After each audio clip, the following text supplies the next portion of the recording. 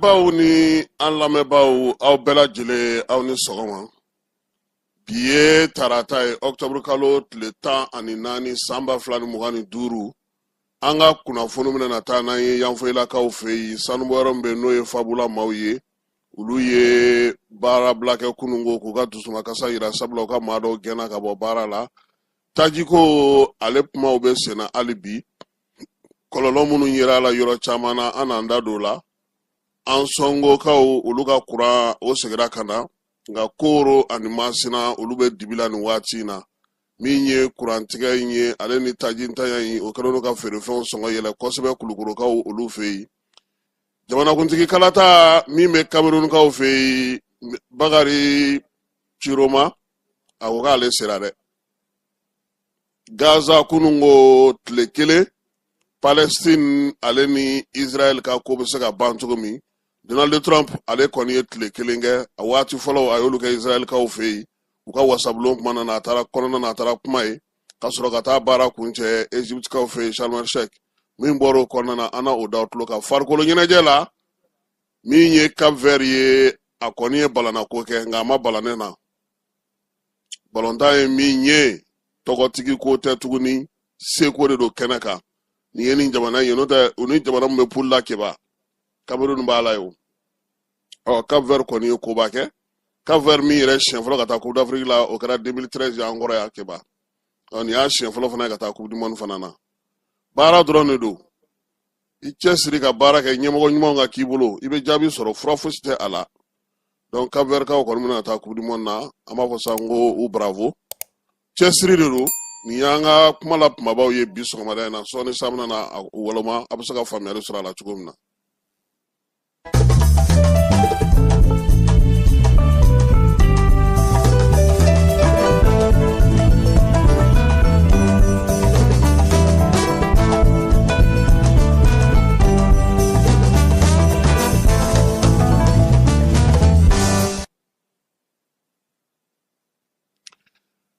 Keba bamananw ko ni ɲɔ susula fila y'u kamankɔrɔ dugu ɲɔgɔn na ɲɔ ti jɛ san nana o sunsun bɛ den san mana sunsun bɛ den keba min ye fiɲɛ ye ale fana nana ɲɔ surula bolo sɔrɔ san na keba ko démocratie ye mun ye ko démocratie nafa jumɛn bɛ a la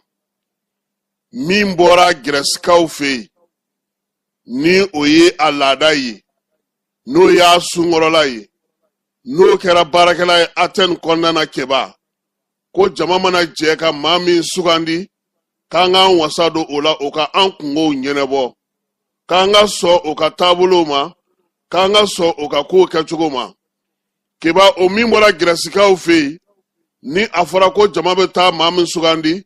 jama bɛ tila k'u ka marabolo maaw sugandi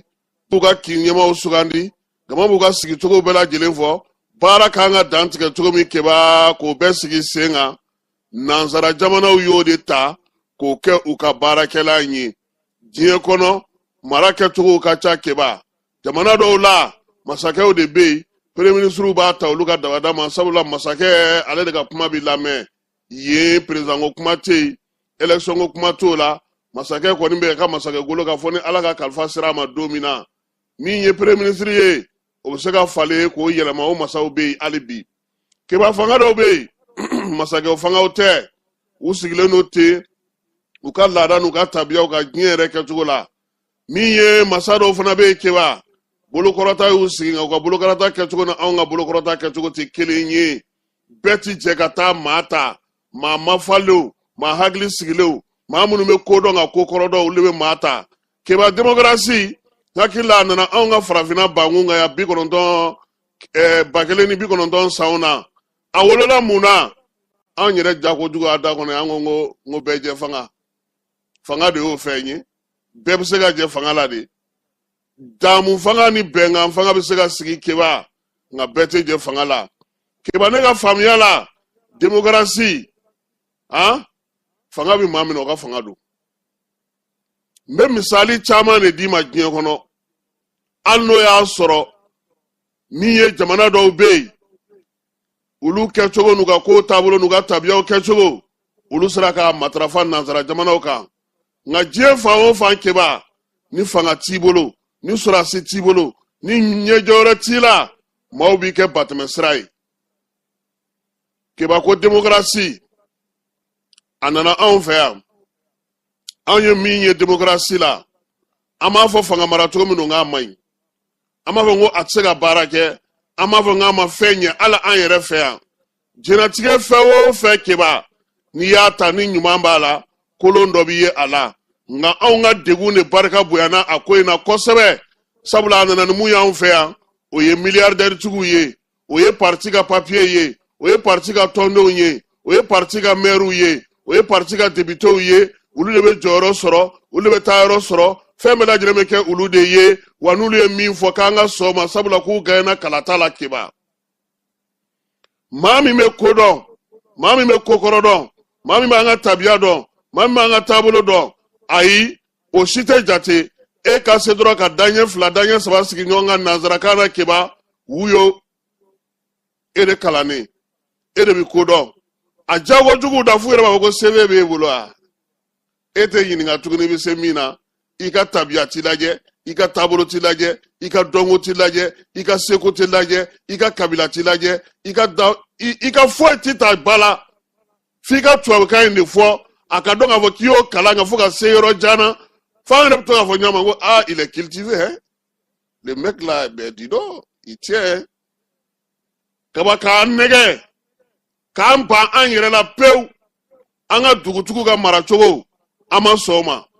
an ka tɔntigiw ka maracogo an ma sɔn o ma an ka donso laadaw an ma sɔn o ma an ka moriw ka baarakɛcogo an ma sɔn o ma an ka tabiyakɔrɔw an ma sɔn o ma an ko de ko démocratie de y'a bɛɛ ye ka bɛɛ cɛ ka don a la tanamakoma ye a la nin bɛ se ka nin kɛ wa nin tɛ se ka nin kɛ wa an ka laadaw ko cogo di an ka tabiyaw ko cogo di ka tila ka n'a diya an da f'an yɛrɛ ko n ko ayi n k'an mago tɛ sɔrɔdasiw yɛrɛ la tuguni an t'a fɛ ka sɔrɔdasi mankan m'an kɛrɛfɛ an taara an ka armée da k'o daji a wolola mun fɛ a kɔlɔlɔ tɛ nin an dala nin keba diɲɛ jamana kelen fɔ ɲɛna ko mɔgɔ bɛ min bonya mɔgɔ bɛ siran min ɲɛ mɔgɔ bɛ sɔn min ta ma ni marifa de t'a bolo Trump jalan bila Bamako Sugunikura la kɛ a bɛ kɛ de Trump ye sisan Poutine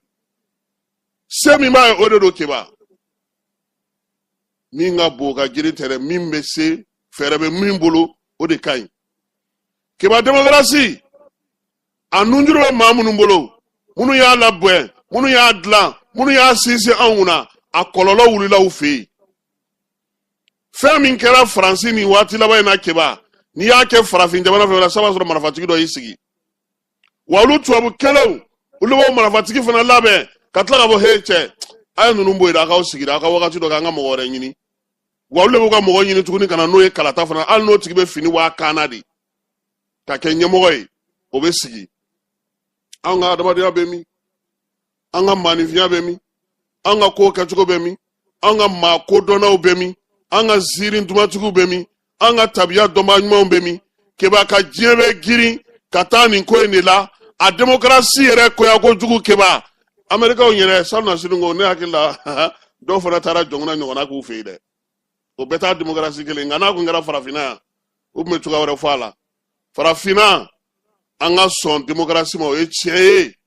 an ka sɔn kalata ma o ye tiɲɛ ye nka an kana ɲinɛ an yɛrɛ kɔ anw bɔra min an ye jɔnni ye anw ye mun kɛ an ye mara jumɛn kɛ Bitɔn bɛ mara kɛ cogo di Komi Joseph bɛ mara kɛ cogo di Bazani Tera min ye El Hadj Umar Tall ka taa se Samori Ture ma Cɛbani Babɛnba ka taa se Segukaw ma Firu ale ni Askia Mohamɛdu olu bɛɛ lajɛlen mara kɛ cogo di anw ka jamana kɔnɔ mun tun b'u bolo ka daluya tun ye mun ye ni masakɛ ninnu tun bɛ kuma cogo di tarikutigiw bɛ mun fɔ u ka kow la an ye mun baara n'o ye an ye mun sɛbɛn an ye mun bila yen an ka sini bɛ kɛ mun kan anw ko nin de ɲɔgɔn tɛ n'i ye démocratie ta k'a sɔrɔ fanga t'i la e ma foyi ta a ye foyi n'i y'a ye nin waati laban in na namini jamanaw bɛ to ka na kuma an fɛ u b'a dɔn ko sero n tɛ n ko fɔlɔ n ko Moritani tun bɛna patuli ka fɔ Nampala u k'a kɔrɔbɔ sisan kɛ Moritani kɛlɛ kɛba tun bɛna patuli ka fɔ Nampala nin b'i hakili la jigi mara taalen Kidal ni ko tiɲɛna Mauritanie jamanakuntigi de taara accord signé anw ni mɔgɔw ni ninnu ni ɲɔgɔn cɛ Kidal o ɲɔgɔn jɔnmaya yɛrɛ bɛ yan anw kungo kɛnɛ ma anw ka ko bɛ kɛnɛ ma anw ka fɛn bɛɛ bɛ taa fiɲɛ fɛ anw bɛ démocratie la kiba démocratie maa si kana maa nɛgɛ a ɲuman bɛ ye dɛ n bɛ taasi bila kɛ yan bi yɛrɛ min ye an ka maa mafalenba dɔ an karamɔgɔ don an fa don an mɔkɛ don an ɲɛjɔyɔrɔ don n'o ye Richard Toye ye ala y'ale ka kalifa minɛ a la an bɛ dugawu kɛ ala k'a dayɔrɔ sumaya kiba olu de wulila k'u jɔ ko fo an ka kanw ka don ba la m'a f'i ye n ko sɔgɔsɔgɔ la bɔnɛ ti ban wa n bɛ Alpha Umaru Konare fo yan sabula a ye Bamanankan sigi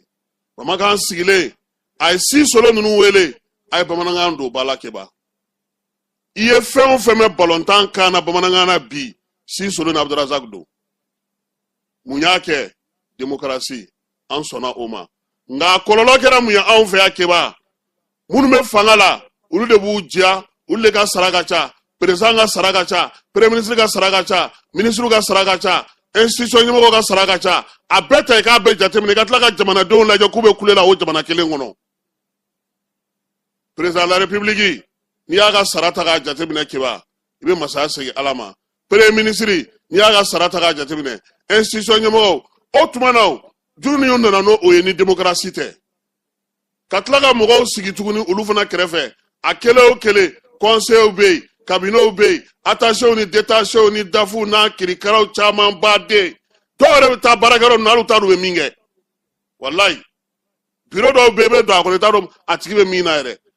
o bɛ présidence la cogo min kiba o bɛ premier ministre ka baarakɛyɔrɔ la ten o bɛ CNT la ten o bɛ baarakɛyɔrɔ bɛɛ la ten o bɛ ministre fana fɛ yen ministre fana n'i y'o ta a ka garde corps bɛ yen a ka attaché bɛ yen a ka détaché bɛ yen a ka secrétaire bɛ yen a ka conseiller bɛ yen a ka comité bɛ yen a ka chef de cabinet bɛ yen kiba nin bɛɛ lajɛlen bɛ ministre sekole kɔnɔna na nka an tɛ ka jaabi ye jamana musaka bɛ don nin bɛɛ la fo dugu ma n'i taara gouverneur fana fɛ yen o fana n'a ka maɲɔgɔnlenw don i mana taa directeur fana ka bureau kɔnɔ PDG nin bɛɛ bɛ se ka bɔ jamana nafolo la cogo di a n'a sugubulon sigilaw a fournisseurs a opérateurs économiques olu fana n'u nɔfɛmaw kiba ko nin bɛɛ ka balo jamana na san o san k'anw ka tila ka fɛn sɔrɔ ko ka t'o di an ka jamanadenw ma o bɛ ɲɛ wa démocratie nana ni nin de ye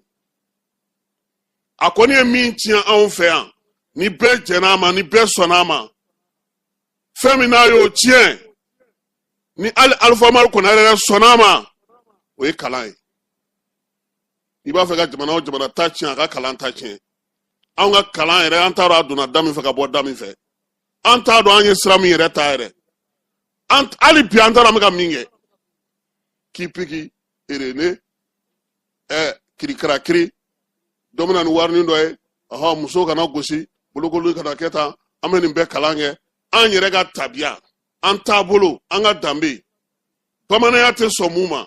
o kalan ma kɛ bamananden kunna fulaw ka lamɔcogo o fulaya kalan ma kɛ marakaw ka taabolo sinafɔw bamananw kɔrɔbɔrɔw burudamɛw arabuw sinafɔw dafinw kadɔw nin bɛɛ lajɛlen bɛ yen bi kiba fɛn bɛ ninnu bɛɛ lajɛlen bolo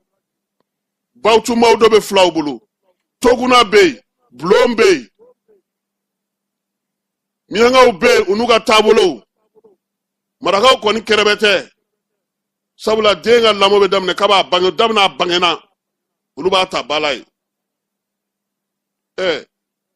ne m'a mɛn maa dɔw da kuma dɔ la ko fula dibidori fula ta t'o ye o fula fugulan kiba bɔbɔw de bɛ nin bɛɛ dilan o sinankun de ye fulaw ye u y'a t'u bolo c'est pourquoi o don ko kuma man ɲi han kuma man ɲi dɛ an ka sabali an ka muɲu ɲɔgɔn kɔrɔ an ka sabali an ka muɲu ɲɔgɔn kɔrɔ kiba bi diɲɛ bɛɛ ta i k'a bɛɛ lajɛ jamana minnu bonyana i k'u lajɛ i k'u ka armée lajɛ hali bi Chine ye minɛn dɔ feere dɔ ma hali bi États-Unis bɛ ka minɛn dɔ feere jamana dɔ ma hali sini Turki bɛ minɛn dɔ feere anw ma hali sinikɛnɛ Algérie bɛ minɛn dɔ san Russie fɛ o ye mun ye wa nin bɛɛ la farafin jamanaw de ta ka jugu dɛ parce que nanzara jamana au moins wagiya don bulu tala ni ye dungo juga ke I ko be bo fiena be kiri be mine misali cheta to tene ni ngalo ntle mugani segi kasola Francis président goro nama olu sirauta kanga maya anga tabolo anga adamadeya ka olu do bala ame fula ke ba fengele ngon be ne ta do Mali président mina na kede mais na ma ke na fen ke a bebe ke sanjigoro wo shu o yanga kan na ma fe ka kan yere ye anga kan ke bala na ma fe ka nye soro anga kan do bala na ma fe ka sinsin anga kan do bala al morbo keta ulumunu ye fangata sere tuntu ye awati amirina tumbula nyenga chokoroba do nyininga akwa kun kadu ye nga wati nutu yake ubep meto duru nare jigorojila janfan barka kun abu non ta plan me moro wolo moro keta fentaman sigi senga on saka nye keto kuma nga kiba wati ko de kun agele bi asebe binyema uye ni saluka yira anga kaunga do bala adonite constitution ngono ka la bara o de kodo president nga boli premier ministre ga boli ministre ga tali nyamo ga yoro kado yi kado etara kado dugula ministre to masakali dakuru nyakele vulu na kado kana etara be voto kana be joni nga chila fly horon cluble pula nyamata gasi etara fla dugula etara kuma voto kana ki kodo ke baga tiga so eni joni kumana iye boboye itara ansoro san tomia benena manjakui sankui timisa enana ijoga tuwa kavo kata eko ni tarika kuma flide katani yerei ijigina miangala ijigina sinafo ufei inana ambomana ufei kata kasonga ufei kata maninga ufei kata korobora ufei kiba etara bela jilenge kaonre uye enana munchila nete tuwa kan kontrol la de nere kalana la ka sabe ke jamana ka mara tugoyi nde omega kalala mmodo omega kalala ma chama omega kalala nga min kai ama bi o yanga nga kaundo mbala ne ni dum wona na bi ka so itasi ka ko 1 2 3 kele fla saba ya rabo do are maw ngo be na fado di keba kunu ngo Donald Trump avec kuma Palestine fait Israël assemblée là Israël assemblée président keba avec plan anglais là na mi fo anglais là abtlaka ale kele yere aboke hébreu la tuguni kunu mogo etele be ay avec plan na plan anglais là abtla tuguni ka plan uka kana wala abok puka kana folo absoro ka fo anglais là ama mola mutaka tanda so sina kata pemana nganfo muma molo ya chinois buga chinois kanfo irisu buga irisi kanfo espagnol buga espagnol kanfo ali jamana munun bey bi ni ulu rete jamana bawye ulu dobe na kanuga kanfo muma mbali kanga kanfo muma mbali kanga kando bala ola kamini ko ndam na kadu na konso ngo tabo de akala wala se komi anga kina anga sigoro munun togoda anga makoro la keba togo dali ni friend lo ni to na be sebeni ke mamun nga ta nyogonye la sumauru kanto ga kinkare konnana abo de keku ke papio la kabide sisan kama janga sra walma yabo wala gam nga ikol so na molu do awere gouvernement ka baraka sugula mauta do taro mindo kata plakini turete plakini kunguru ni munte yera abe binaire sanction yere tarana be Nameka ngira manjija de amanche siride president mi fore do degume na dongo do gelab na dongo do nganga blanku na kafoko orere ya anwuli kuma ka anjija kiba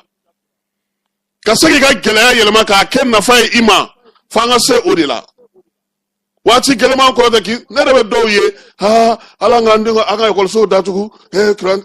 kuma na mamunu me tendermen uluba fotogodi munu me bure sa ulu ba fo chogodi ulu munu te ji soro te kuran soro te foi soro ulu ba munu fo sasa ebe Bamako ya dongo de be lisi la ere ijare ibe Facebook sa ebe puma illa fialo ika tle sabat le kono dumuni sa ebo soro na ko Mali dan yani New Year réseau kan kuma kalantan fo jatemine ba kuma balbalu fo etei ku sigi dro do kuma do fo ko ta ko bla le fo kono noyi cité do were la fo la note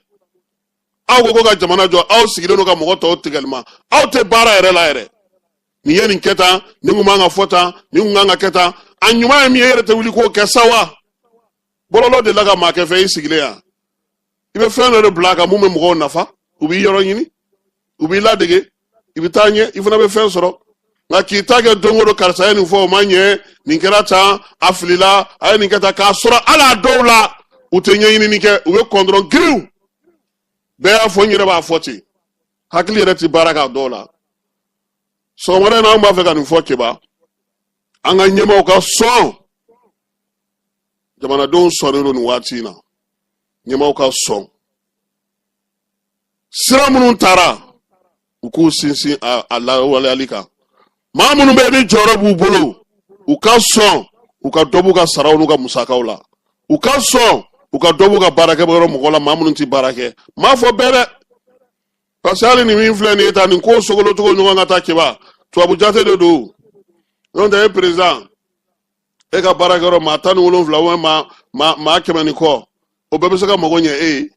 premier ministre ka barake ro ma bisegi oye ekele ni nofe ni ka makama oni ka fe onyi ere ki sigi ka la ni ndo ere be nyena jamana se ka tote ya o ma jamana den todu munu me kodawla munu me buludawla munu me nasawrola munu me kungokonawla munu me ferekenawka munu me ku chesiru yere shunitle munu me jurudla munu me ka finunka munu me ka nyosene e ka laje bi ke ba kurango gelena onga dugula mauka malotika jwale do atseka seka ke gazualte masina betlo bena nyono betlo bena dogo free betlo bena shola betlo bena kolon konna na bi carburante o fere me ga sigi senga gouvernement fe do fona sigile no le ko tikala ya keta e nteka fosika e ta kuma jala nya be munenye ala ka so mangai démocratie koni ni fanga tibolo yoti fanga do de wa nega ma ro mi kan betado nulo boy ka la na betado ti si president greve ko be kele ibado ka o tekele sa anga mesero to make ba me filo de kauna ni anjamana ta na age ni fonge akoko ko gouvernement be ka jana kan jamana darbi kuna me fa ka gouvernement ya nyana kanga jigi kare kono na nye chei anga filo mesero to menu fayana koni kafale jamane ta kare kono be gouvernement koni ko kite eta do be eta ni jigi na kare kono ukoro fanga de kangi jwa joro wati be mimbe be obebe minte be otebe menga maisra chokoro wa ufu wero ko mago bena we blasra liko maunye ambu ufu kosebe keba manu vinji kitanga jemandi wallahi ne ma fe ngone kra person nager ya on nager le do amta nager de no fe aw be giri na munu no fe lu be nyere no nu me fe ne nya to ye ka bendege mo ka tlanga adnema mufo ya tara na ga mawo diko ani sisogo ku bela jile ku ni che ko na ala suna ma la zara bana sila na nywanye ni ando nga enso ko madaina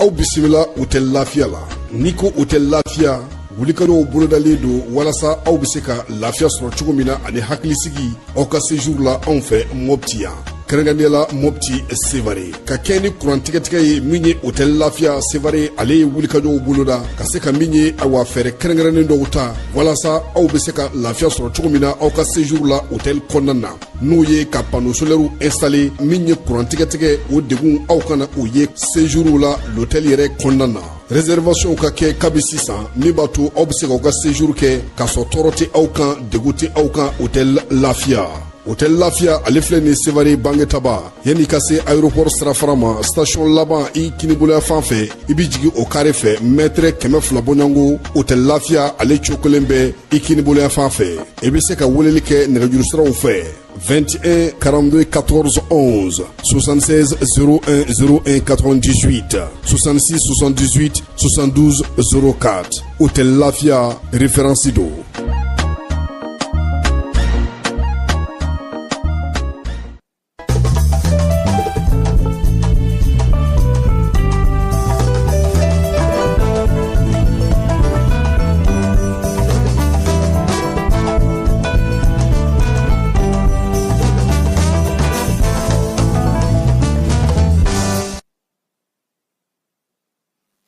N'an bɔra kado kɔnɔna na Kewa wolomasiri tabaw u ka dagatigiw bɛɛ lajɛlen an b'u fo ka wulikajɔ n'u ka cɛsiri la min ye Basiru Sedu Ɲagandu ye an b'a fo Keba premier ministre ni Ala sɔnna ma sinikɛnɛ a bɛ taa Tumutu o ye Basiru ka kɛnɛba ye o ye Bakun Kante ka kɛnɛba ye o ye Zim o ka kɛnɛba ye ani Yeya Tandina k'u kalifalen to misiri saba in na n'o ye Sidi Yeya Sankore ani Jingare Iber an bɛ dugawu ɲini u fɛ premier ministre ɲuman ta ɲuman segi anw buranakaw u bɛ labɛn na Keba réunion yɛrɛ bɛ bi mairie kɔnɔna na min ye maire ka dankan ye n'o ye fɛn Ture a ye bɛɛ wele k'u kana u se ka kuma cogo min na baro kɛlɛtigi ko k'a da bɛɛ lajɛlen tulo kan min ye wolomasiri tabaw ye u ye wulikajɔ kɛ Sokolonkaw fɛ ani Farabugu wulikajɔ in k'a kɛra sibiri tɛmɛnen baaraba min sera ka kɛ o ko senfɛ sa Bamanciwale kɛba ɲɛmaa belebeleba dɔ bɛ yen sɛgɛsɛgɛliw kɔfɛ a yera k'a fɔ ko ale kɔni ale bilara repos éternel la u ye ale fa n'o ye Nduru ye maa min don a bɔra a bangena yɔrɔ min o ye Suraka Singo ye a yira sa k'a fɔ ko min ye ni Bamanciwale kɛba ɲɛmaa in ye Keba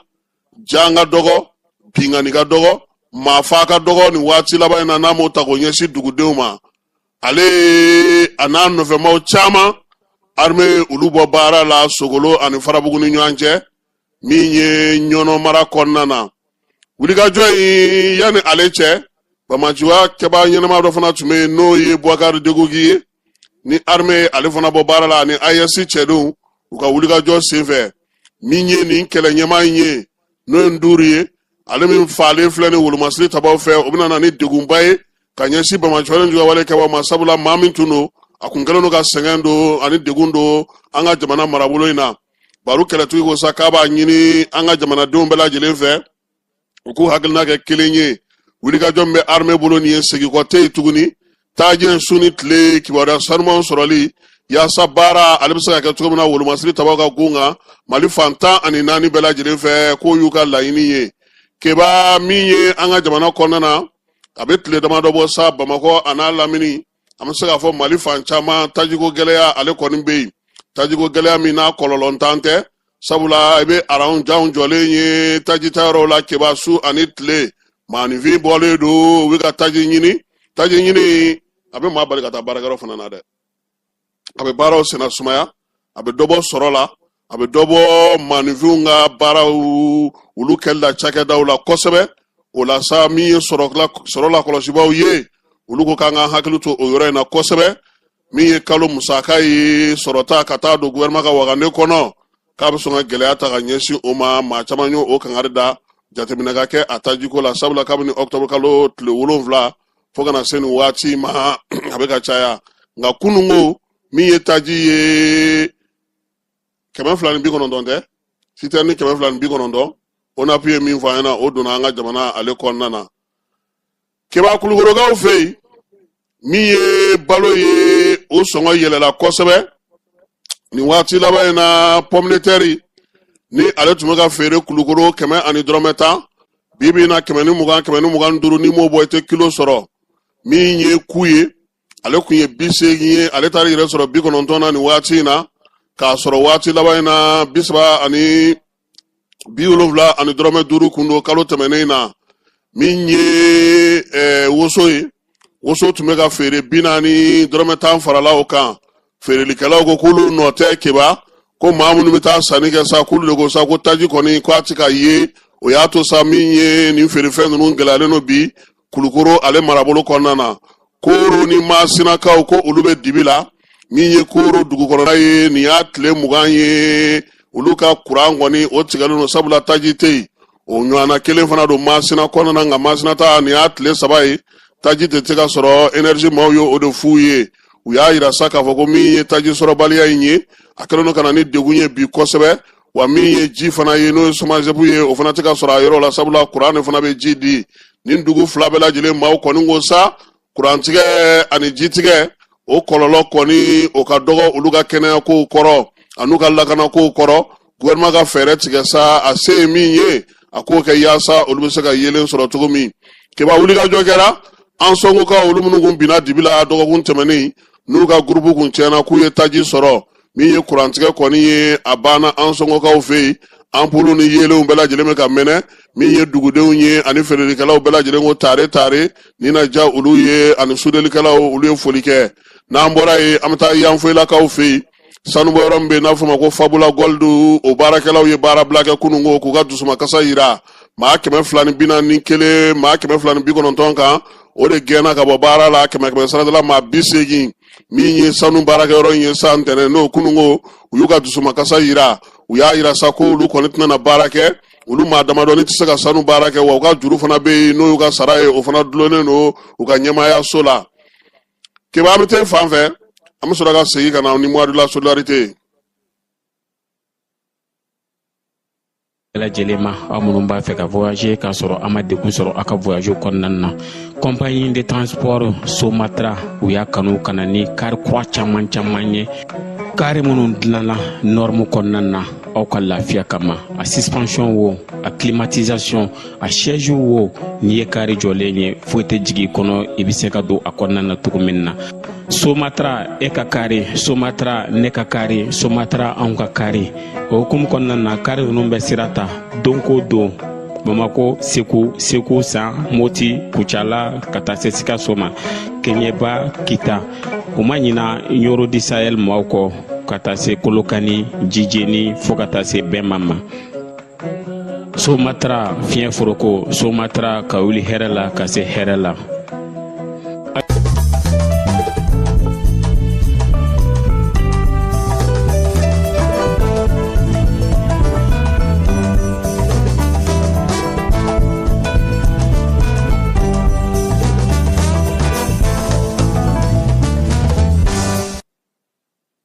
keba ɲɔgɔn dɛmɛ ni kɛrɛfɛdɛn kalo hukumu kɔnɔna n'o ye ni octobre kalo in ye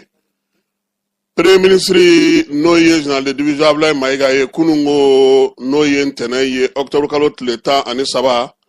maa min ka kɔrɔ ni sigida filanan maa bɛɛ lajɛlen ye n'o ye commune de Jomakan Konate san 108 ni a sigiyɔrɔ bɛnnen don Bakaribugu ma sigida filanan na a taara bɔ o ye premier ministre ani maa min tun bɛ ɲɔgɔn fɛ o ye colonel major Asaba Jalo ye kɛnɛya min ye ɲɔgɔn dɛmɛ o ministre ye ale ye ni maa kɔrɔ in sa woro u nana ka na woro d'a ma keba min ye donbolow ye birifiniw bɛ a la seli tapi bɛ a la ale ni fugula ka taa fara kɔlɔsi ka ani enveloppe keba min ye Jomakan Konate ale yɛrɛ furula muso kelen b'a bolo den 22 mɔdenw bɛ taa se fo 30 kɔ ma min ye cɛkɔrɔba san 100 ye sa ale kɔni bangera Zuwankaw fɛ yen Zuwan bɛ Kɔlɔnjɛba marabolo kɔnɔna na a ka baara yɛrɛ bɛɛ lajɛlen o ye sɛnɛ ye wa dumuni min ka d'a ye o ye to gangɛnɛma ye a ye foli ni tanu kɛ ka ɲɛsin ɲɔgɔn dɛmɛ ni kɛrɛfɛdɛn kalo maaw ma kuma tɛ premier ministre ka dugawudon kɛ jamana ye keba a denw n'a mɔdenw u ko nin diyar'u ye kosɛbɛ sabula maa in a ka faso kanu cɛsiri ni wulikajɔ ka gagner ka se sɔrɔ ka baara kɛ i yɛrɛ wɔsi la ko a b'o de fɔ a denw n'a mɔdenw bɛɛ lajɛlen ye faso jɔ k'o tɛ kuma o kuma ka wuli k'a fɔ jamana ka nin kɛ n ye i yɛrɛ k'i jija k'i cɛsiri Jomakan ko sɛnɛkɛlaba do keba Konatelakaw a y'u kunna wolo siɲɛ caman wa halisa kuma dɔ la a bɛ to ka i fɛ k'a bɛ taa u b'a fɔ ko e de la sa korokara ni sɛnɛ e k'i sigi yan fɔlɔ an b'a fɔ ala ka san caman yira an la si ni kɛnɛya ani labanko ɲuman APDP maaw ko k'a da bɛɛ lajɛlen tulo ka keba k'an bɛ bɔlɔlɔ sanfɛ k'an ka hakili to an yɛrɛ la an ka telefɔni nimero an bugunatigɛ sɛbɛnw an ka fotow an bɛ yɛlɛ yɔrɔ minnu na ani an bɛ jigin yɔrɔ minnu na k'an k'u bɛɛ lajɛlen jateminɛ ko sabula bi diɲɛ kɛlen don sugu ye sugu min maa minnu bɛ yen ni maa caman bɛ olu nɔfɛ a ko la olu kɛlen don maaw ye maa minnu la kɔlɔsilen don kuma dɔw la u bɛ se k'i tɔgɔ na bugunatigɛ sɛbɛnw bɛɛ lajɛlen ta ka taa baara kɛ n'a ye e yɛrɛ ɲinɛ ma n'i b'i yɛrɛ groupe kan i b'i yɛrɛ plateforme kan page web ni site ni YouTube ni a tɔw bɛɛ lajɛlen keba k'i hakili to i yɛrɛ la n'o tɛ i tɔgɔ la kibaruya a bɛ se ka kɛ ka publicité kɛ a bɛ se ka kɛ ka sɔrɔ kɛ k'a sɔrɔ e yɛrɛ t'a kalama o ɲuman ye min ye i b'i yɛlɛ yɔrɔ o yɔrɔ fɛn o fɛn bɛ ɲininkali k'i la i k'a bɛɛ lajɛlen fɛsɛfɛsɛ k'a lajɛ wa ko nin ye a ye u ma don i soɲɔ kɔnɔnaw la koyi n'o tɛ n'i ka numéro sɔrɔ la wa o ye u tilalen e la pewu an b'a kɛ cogo di keba an tɛna ja ni numéro di maaw ma sa o tɛ ko an ka hakili to a yɛrɛ la APDP ko min ye nin ko in ye yaasa ka se ka kibaruyaw sɔrɔ yaasa ka se ka kibaruya jɔnjɔnw sɔrɔ fɛn o fɛn bɛ yen n'i y'a ye kana girin ka d'a kan jateminɛ kɛ a kɛra site ye o a kɛra video ye o a kɛra fɛn o fɛn ye i ka hakili jagabɔ k'a kan yanni ka sɔn a ma walima i ka ban a ma min ye tɔgɔla kibaruyaw ye kan'a di maaw ma ten i kunfɛ kan'a bila ka taa ten bi bɛ sini bɛ ko fɛn o fɛn bɛ bin bɔlɔlɔsira sanfɛ keba n'a t'e bolo a maralen don dɔ bolo wa a kana k'i ɲɛna k'a bɛ tunu dɛ don min n'u b'a fɛ k'i kɛlɛ u bɛ bɔ n'a ye sabula e tɛ dɔ dɔn dɔ b'o dɔn k'an ka hakili to an yɛrɛ la nin waati in na an tɔgɔla kunnafoni sɛbɛnw na APDP ɲɛmaayaso nin ye ale ka bataki ye bankasikaw fɛ yen npogotiginin minnu bɛ yen sa n'olu y'u sigiyɔrɔw bila n'u soma bɛ ɲɔgɔn fɛ keba ko degun bɛ ka se olu ma koyi u ka hakɛw k'olu tɛ ka dafa nin kalo in tile 11 min ye npogotiginin ninnu ye sa bankasi sɛgɛsɛgɛli taara kɛ k'a lajɛ sa u ka ko bɛ cogo di keba ja dɔw fana bɛ taa bi olu kan ye dɔw fana bɛ taa muso minnu bɛ furu la olu fana bɛ degun kɔnɔna ye caman bɛ ekɔlisow de kɔnɔna na basigi tɛ yen lafiya tɛ yen olu yɛrɛ bolila ka b'u sigiyɔrɔ la yaasa u bɛ se ka lafiya cogo min na furu jagoya furu bɛ a la bingaliw b'a la min ye bololaminɛmisɛnninw fana b'a la cɛw dɔw bɛ yen olu kɔni bɛ bɛ dasiri yɛrɛ du kan koyi k'o de ko in yɛrɛ gɛlɛyalen don bi kosɛbɛ bankasi kɔnɔna na ka ɲɛsin maaw ma maa minnu bɛ yen bi ni olu kɔni kɛlen don k'u sigiyɔrɔw bila n'an bɔra bankasi an b'an kunda kuluba ka keba dɔgɔkun tɛmɛnen jamanakuntigi drapeau ma se ka yɛlɛ sabula sanji ale yɔrɔ bɛɛ lajɛlen fa kapitɛni denkɛ generali a n'a nɔfɛmaw kuluba baara a tɛ nin ya n bɛ ka min f'i ye ɲɛ t'a jama la i y'a ye sa ni drapeau yɛlɛ tɛ ninnu bɛ a so ye ninnu yɛrɛ dɔ bɛ taa mun fɔ a so ye kɛba nka drapeau yɛlɛ in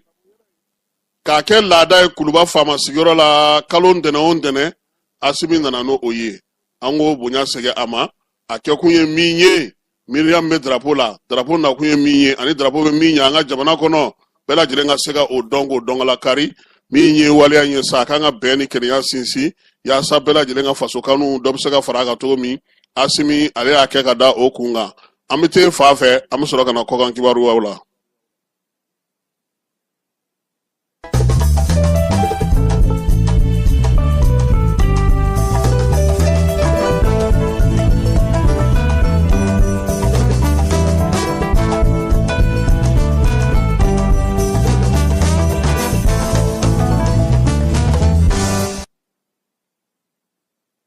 Keba 22 ba in fɛti ma ba halisa koyi anw minnu bɛ Canada n'o ye Union des Maliens de Canada ye an ye ɲɛnajɛba de sigi an n'an muso n'an denw an n'an teriw an n'an baarakɛɲɔgɔnw min ye nun Dunbiya ye ka taa se tɔn ɲɛmaa ma n'o ye Fofana n'a ka maaw ye u bɛɛ lajɛlen maa maa bɛ Union kɔnɔna Keba an bɛɛ ye ɲɔgɔn sɔrɔ ye min ye ja kun fɔlɔ ye an ka jɛ k'o filɛ an b'a tɔ bila kunnafoni di ban waati la maaw ka se k'a lajɛ. Oh,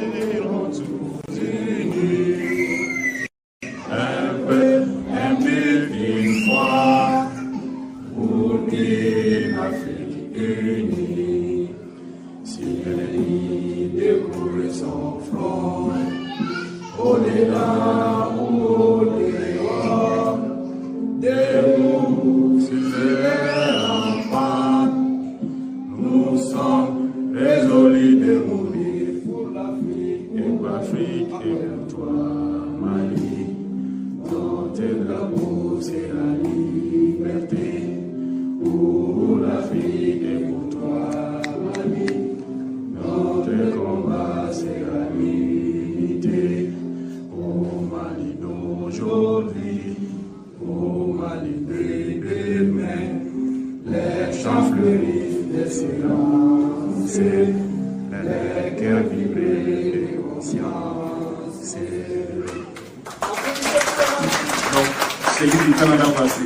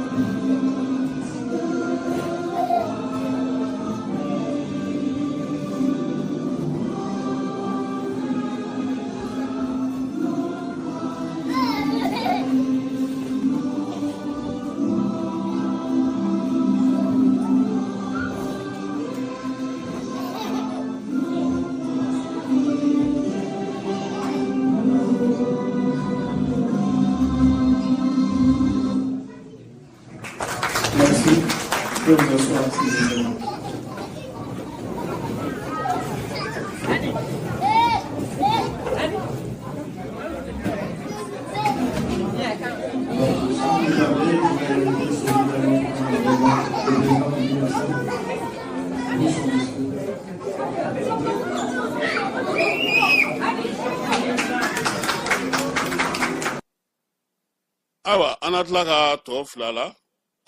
Kan kiwari au abatana yu o keneka biso madaina. Minye Cameroon ka ofe keba kalata kera jabi boli dam ne nakaba. Jamana kuntiki ale na ale polibiaye. Sambi kononto anifla kumbeka taka tako segina o yinini na. Na so madaina minye Isa Churumaye o ya irasa ka vokale kwa ni ese sorode keba. Ma million segi. Oruk nga ta kalata nga minye chewo la sa tan flamingundo mami meno Isa Choromai akoko ale se soro Afrique du Sud ka fe duguta sira fe minye kardo koni ale tara boka bi uni Mozambique ni nyanche danchela bara yi akera kololo chama sala sabla ma bina ni fla ayira saka boko oro jogina minye madamado ye uluta o jugara ko sebe wala ngoni kara terrain temeni ya ira saka boko dugu yere koni kilometri kemenani odo koni be aleni uka faba onyanche krengrena no e Pretoria e Madagascar ka ofe ni wati na bela jere madaga boko gele koni be ninye uka jamana sabe santa mo kuma dele kanu nyana yi ni fangata odo koni be ufe fangata yere hukumu kono na sauka jamana kuntiki ko kunungo français avion blagato labo uka jamana kono ngal sale koni be ka kuma ufo saka ira ka boko ale de jamana kuntiki komi mamun vlaga fangata ni ko ama jana bi ama jana sini sabula ale fana nyana keba fangandra gido samba flani mugani kele odo nyale fana la na fangala kala takatla ka ke ko fa ga soro ka se soro ka sigi na bibi na dugu kon na ale rete tuguni o ya ira saka bako aka ko kon mina na gele ko sebe aka saka fanga soro Nicolas Sarkozy ni kalo entle mugani kele France ka kasobo me no fa ko prison la santé kubna na ale blaga tayi kiwara ngoni me France kiwara dictafo bela jele sanfé ni na ka chien foloy France kono jamana kuntigi koro o gatabla kasola keba wakaka nga bla yoro mina fana yoro la sawai yoro krengene mina ayro na jaya maula kosebe Ukraine ni irisika kele hukumu kono na sa minye Ukraine jamana kuntigi no Zelensky ale koko benga min soro le fle Gaza niye ala ni Donald Trump sababu ko be miriya haklina nyumanda ale ma ben kana nga seka na Ukraine ka ofe Kameriki jamana kuntigi ka jorola yasa uluni Moscow ni nyanche lafia biseka na togomina oye aleka la yiniye Senegal ka kurandla yoro nuka kuranfere yoro no Senegal kiye ale koni ya ira sakabna na fere kregre no sigi senga fɛrɛ kɛrɛnkɛrɛn min sa n'a bɛna n'o kɛ sefa wari miliyari 120 u bɛ se k'o fara ɲɔgɔn kan cogo min yaasa Senegal kɔni ka kuran kana taa ta diɲɛ fan si fɛ tuguni bato kana na ka bɔ min ye Turkikaw fɛ yen kuran kana taa san fan wɛrɛ fɛ kɔ kana mɔ ba kana mɔ u yɛrɛ ka se k'a dilan u yɛrɛ fɛ yen ko yanni san 2030 ni ɲɔgɔn cɛ min ye Senegalikaw ka kuran dilayɔrɔ ye ale kɔni bɛ ka nin musaka ɲini n'o ye sefa wari miliyari 120 ye yaasa a bɛ se k'a ka yɛrɛma hɔrɔnya o ta cogo min na kunun ko bɛnkan sɛbɛn dɔ sɔrɔla bɛnkan min n'o tɛmɛna sa Egyptekaw fɛ yen ni lamɛrikɛnw ni olu ye o bɛnkan in yɛrɛ denfa ye bɛnkan in bɛ tali kɛ sa Gaza marifaci bɛ se ka bila ye cogo min na min ye Sharm el Sheikh ye n'o ye Egypte duguba ye o ye baara in bololanbila ye kunun ko Hamasi ale ni Israel ni ɲɔgɔn cɛ fɛɛrɛ in sa kɔni kɛra sa ka kɛ ni kasodenw bilali ye maa 1968 o kɔni kan ka bila kɛrɛnkɛrɛnnenya la sa min ye maa 20 ye n'olu tun minɛnen don Hamas maaw bolo olu fana bilara bɛnkan min sɔrɔla a sɔrɔla ala ni Donald Trump ale ka hakilinaw la Trump yɛrɛ a ye kuma ta kunun min ye Israelkaw ka wasabulon kɔnɔna na a ka laseli senfɛ sa a y'a jira k'a fɔ ko baara min kɛlen filɛ nin ye ko foli kan ka kɛ maa minnu bɛ yen n'u san 2 ye nin ye u minɛnen don ko n'olu sera ka bila ko foli kan ka kɛ ko wa ko nin ye se sɔrɔlen bamancɔlen juguya walekɛbaw kan min ye Donald Trump ye a ko sa ko baara in kɔni ye ɲɛbila baara de ye sisan baara tɔ minnu b'u bolo sa a bɛna to olu ka se ka sigi sen kan a ko foyi ti bɛn bɔ foyi ti lafiya bɔ ko ale yɛrɛ y'a fɔ bɛɛ ɲɛna k'ale nakun ye sen na bɛn ani sɔrɔ o yakubali de ye ko ni ala sɔnna a ma ko kɛlɛ ko nin bɛna k'a bannen Gaza Hamas maaw ko marifa ko ana minɛ u la ka se ka u bɔ baaraw bɛɛ lajɛlen na lafiya bɛ se ka kɛ cogo min na min ye o ko hukumu kɔnɔna na sa Egypte jamanakuntigi n'o ye General Abdel Fattah al-Sisi ye ale y'a jira sa ale ni min ye Israelkaw ka jamana ɲɛma n'o ye Isaac Herzog ye k'u bɛna u ka jamana jɔnjɔn bɛɛ la belebele ta ka di Donald Trump ma min ma deli ka di maa ma fɔlɔ u ka jamana yɛrɛ kɔnɔna na kɛrɛnkɛrɛnnenya la sa jamana fila y'a jira sa ko bɛn masakɛ ko o de ye nin ye yaasa ka se ka Gaza dilan k'u bɛna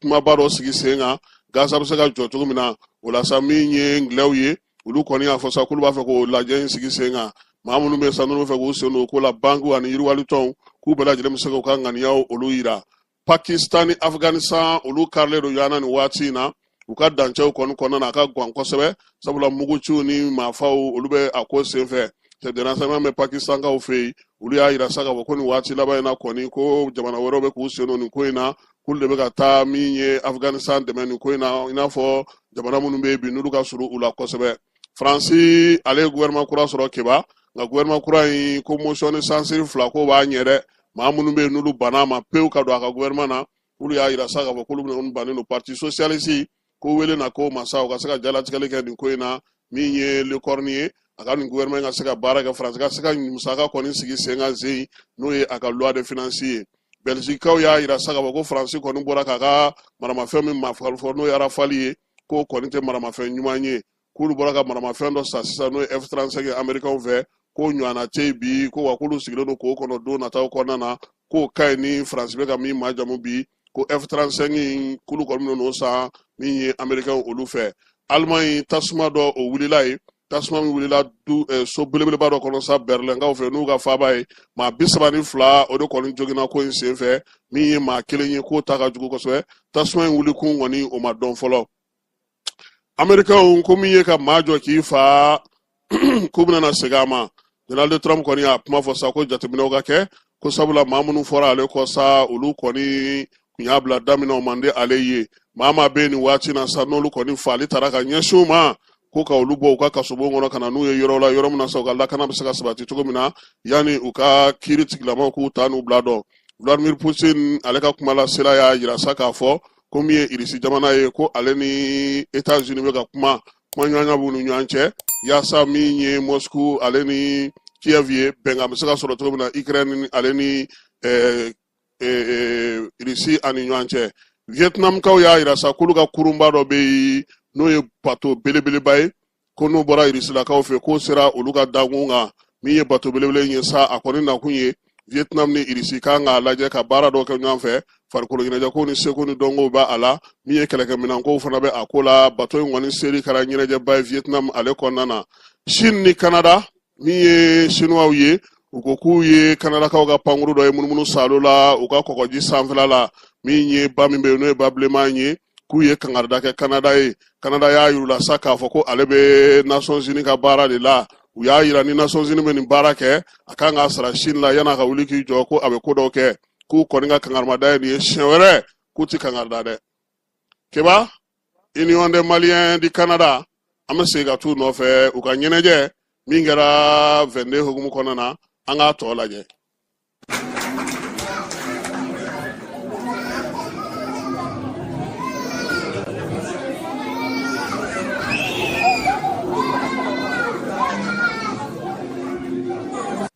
Entre les Maliens et tous les Africains en vue de réussir une meilleure intégration au Canada.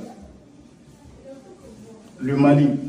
terre de civilisations anciennes, est le berceau de grands empires et royaumes qui ont façonné l'histoire de l'Afrique.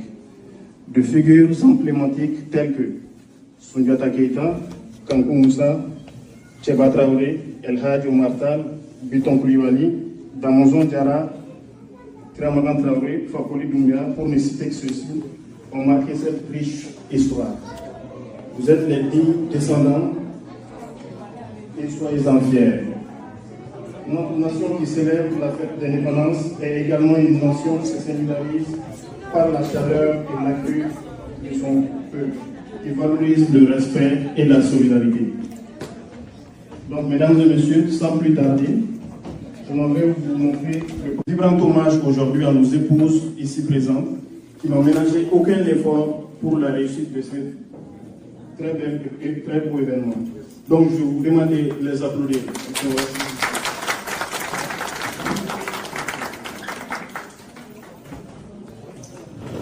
Après nos épouses, je vais également rendre hommage à un homme, un grand homme, membre actif de notre association. Il dit que les petites choses ne sont que les petites choses. Mais être fidèle aux petites choses est une grande chose. Et c'est ainsi qu'on réalise des choses extraordinaires. Voilà la démarche de l'Union des Maliens du Canada.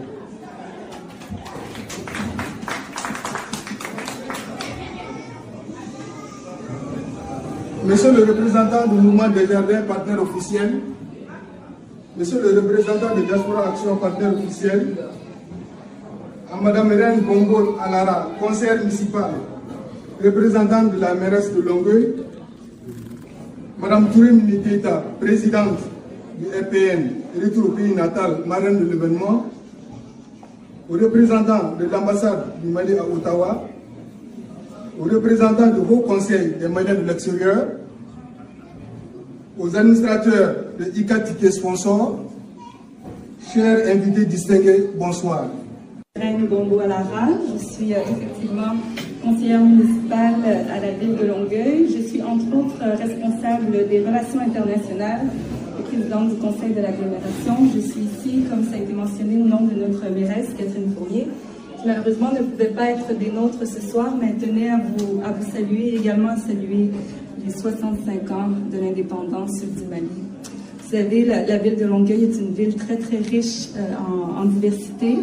Je suis très très heureuse de vous recevoir ce soir ici sur notre territoire et de savoir que plusieurs membres de votre association sont résidentes et résidents de la ville de Longueuil. Donc c'est une première pour moi avec la communauté malienne ici à Longueuil. Donc je vous souhaite une excellente soirée. Je vais quitter très bientôt parce que malheureusement j'ai d'autres activités ce soir. Mais j'ai été excessivement bien reçue. Merci pour cette façon dont vous m'avez reçu. Ça me fait plaisir d'être parmi vous et n'hésitez pas à m'inviter pour vos prochaines activités. Donc, bonne soirée à toutes et à tous et merci.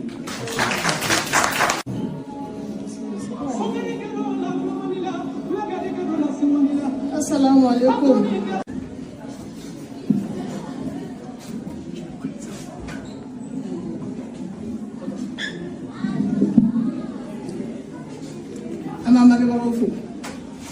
Ama yini ala fɛ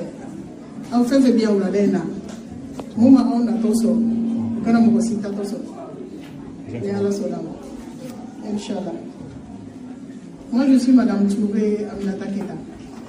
Je suis la représentante du mouvement qui est en crise, qui se cherche. Les États-Unis, dont on ne sait plus où situer, avec un président totalement impromptu. On le voit dans sa relation déjà complexe avec le Canada. et qui ont des actes sur le plan international totalement décousus. Donc tout ça met l'Afrique en perspective. Donc ça nous donne une opportunité unique pour se positionner. Et je pense que les pays de l'AES, dont le Mali, ont compris cet enjeu-là. Et c'est cet enjeu qu'il va falloir travailler, transcrire, pour que ça puisse bien sûr profiter à nos populations. Donc ça, c'est le cœur de ma présentation.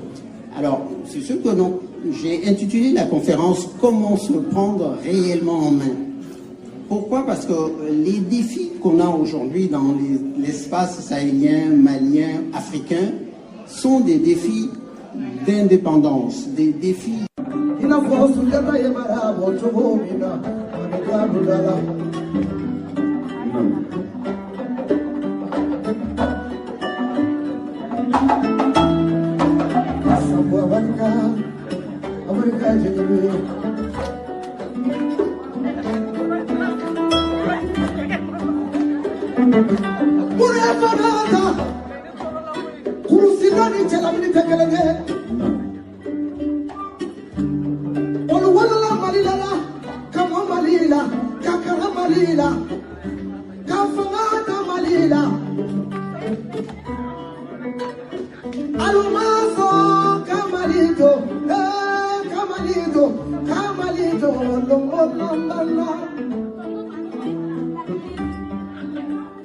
General Lunana Malita Uluko Malita Anasani Mukera Nere Kaye Malite Anajama Mukera Nere Kaye Malite Auma Antere Mukera Nere Kaye Malite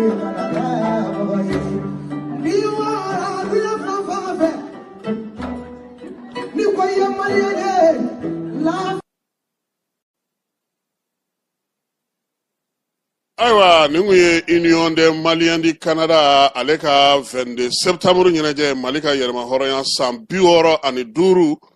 malidenw y'a yɛlɛmaya fan bɛɛ lajɛlen fɛ kiba an ka dakurunya kelen farikolo ɲɛnajɛ Cap Vert ale farala Maroc, Tunisie, Algérie, Égypte, Ghana kan a tɔ tora joli ye Sénégal bɛ bi dɛ Côte d'Ivoire don olu fana bɛ bi ayiwa kiba baara dɔrɔn de don sinon Roger min tɛ Cap Verdien dɛ Messi fana tɛ Cap Vert wa cɛ tɔgɔ de C7 wa t'a dɔn ko CR7 olu fana tɛ nka dusukolo de bɛ yen kiba tiɲɛ na Paris Saint-Germain u ka Coupe d'Europe tali mɔgɔw ye fɛn caman fɔ a la nka joueurs cɛsiri de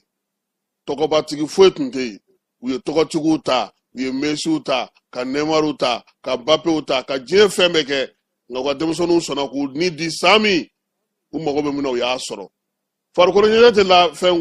ko ye kiba i bɛ se i b'a yira de n bɛ club ba la o n bɛ yan fɛ o si tɛ nafa foyi ɲɛ n'aw yɛlɛla terrain kan aw bɛ min kɛ don min mɔgɔw b'aw minɛ o jaabi de ma a dusukasi b'an na dɛ parce que Cap Vert siɲɛ fɔlɔ ka na Coupe d'Afrique yɛrɛ la o kɛra 2013 2026 u filɛ nin ye jamana minnu nana balontan lajɛ anw fɛ yan ka na anw ka kow kɛcogo la n'olu yɛrɛ bɛ ka tɛmɛ anw na sisan hali denmisɛnninw ka tulonkɛ min filɛ an fɛ yan nin tournoi IFOA a kan ka kɛ misali an bolo parce que labɛn kan ka kɛ olu ka ko kun talen tɛ ba la u tɛ jate u b'a tan ten dɔrɔn a banna hali n'u y'a ye a ka d'u ye mais baara min kan ka kɛ balontan yɛrɛ hukumu kɔnɔna na u t'o dɔn quoi donc i ta bɛ kɛ sanjikɔrɔ wɔsi de ye tuma bɛɛ anw bannen don baara de ma anw ko de ko an ka ɲɛmɔgɔw k'u sigi olu ka tɔgɔw ni jamuw ni fɛnw sɔrɔ a la faso ka wari don a la an k'an sigi k'a filɛ ten foyi tɛ bɔ a la o tɛ ɲɛ o farikolo ɲɛnajɛ ko de ko jaabi wala jamanadenw ka nisɔndiya min bɛ kɛ o la jamana ɲɛmɔgɔ bɛ wari don a la parce que a bɛ nisɔndiya min se jamanaden bɛɛ ma i b'a kalama bi kiba ko an ka maliyɛn minnu bɛ kɔ kan n'u bɔra i b'a dɔn mɔgɔ bɛ mun k'u la u b'u ka dugu ka étoile de yir'u la u ka maillot sanfɛ ko an ka mɔgɔ ka maillot k'an ka maillot ye piscine taga fini de ye non munu be ko ka utlo be no étoile ni coupe d'Afrique haga minta o de ulu buga mayoka sa wore iranga mukola fo etanga mayoka étoile kelenta ka anga njanga nchesira nga barake para drone do sido Cap Verde équipe ani Cameroun ne me pour kele nga ga kure mugani sa Cameroun tay tan ko non toy yo jijare aka ambe sini ne ala sonama. Chers concitoyens, en cette période de tension sur l'approvisionnement en carburant, notre gouvernement est mobilisé jour et nuit. Les autorités mettent tout en œuvre pour sécuriser les convois des citernes. Nos forces de défense et de sécurité sont déployées au maximum pour garantir l'acheminement du carburant vers les capitales. Nous saluons l'engagement et les efforts considérables des opérateurs économiques qui, malgré les risques, continuent de travailler pour assurer la continuité de l'approvisionnement. Nous appelons d'ailleurs fermement toutes les stations-service. Les prix du carburant sont fixés par les autorités. Il est strictement interdit de procéder à des augmentations de prix à la pompe sous prétexte de la pénurie, sans autorisation officielle. Les services de contrôle seront vigilants et toute spéculation sera sanctionnée. Votre sécurité est notre priorité absolue. Face à la rareté, deux comportements mettent en danger tout le monde. Danger numéro 1, stockage domestique. Attention, le carburant stocké chez vous représente un risque d'incendie et d'explosion extrêmement grave. Évitez absolument de stocker du carburant dans vos domiciles. Danger numéro 2, la violence aux pompes.